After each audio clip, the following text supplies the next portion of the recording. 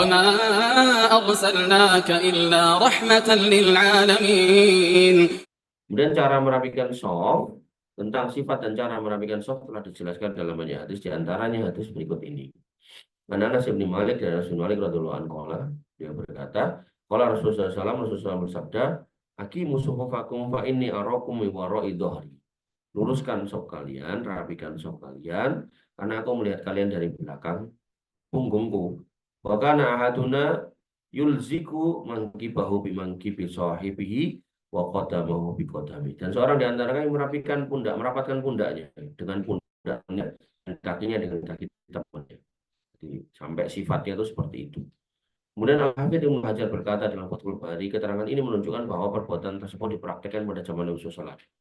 Dengan demikian, hadis ini dapat dijadikan hujah yang menerangkan maksud dari merapikan shaf dan sifatnya. Dalam riwayat lain terdapat ucapan Anas bin Malik radhiyallahu anhu, walau dapat dzalik yaum ahadahum ka'annahu yaghlun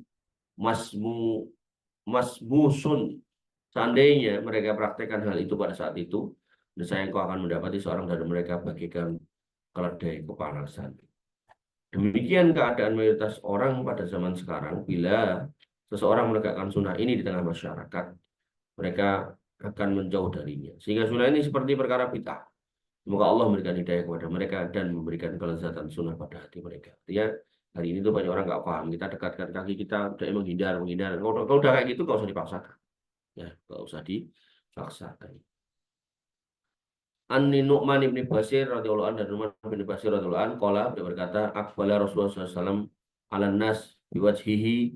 Nabi SAW menghadap kepada manusia ya, dengan wajahnya, faqala, dan berkata, aqimu sufufakum, aqimu sufufakum, aqimu sufufakum. Ya. Rapikan shaf kalian, rapikan shaf kalian. Wallahi la tuqimunna sufufakum aw la yukhalifanna Allahu baina qulubikum.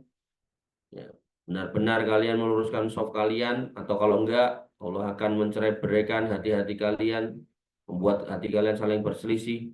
Qala An-Nu'man, kemudian Nu'man berkata, wa ra'aitu rajul yulziku mangkibahu bimangkibi sahibi. Kemudian aku melihat ada orang yang kemudian merapatkan bahunya dengan bahu saudaranya, wa rukbatahu bi rukbati sahibihi, dan kemudian merapatkan lututnya dengan lutut saudaranya, wa ka'bahu bi ka'bihi, dan kemudian mata kakinya dengan mata kaki saudaranya. Syekh Al-Adim Abadi dalam Aunul Ma'bud berkata dalam At-Ta'liq Al-Mughni, hadis ini menunjukkan secara jelas pentingnya merapikan shaf dan termasuk kesempurnaan sholat, wabil khusus sholat berjamaah. Caranya gimana? Akhirnya satu, luruskan barisan sholat dan merapatkannya, luruskan kiri kanan sampai melengkung shafnya lurus. Kemudian yang kedua, penuhi yang masih renggang. Kalau ada yang kosong, maju, atau kalau dari belakang nggak ada yang maju, kamu yang geser. Kemudian yang ketiga, menyempurnakan shaf pertama terlebih dahulu, begitu seterusnya. Jadi kalau kamu datang depannya kosong, di depan, jangan tiba-tiba di belakang. Kemudian yang keempat, saling mendekat, jangan kemudian saling menjauh. Dan lebar kaki itu maksimal itu, Allah Ta'ala alam, itu selebar bahu kita.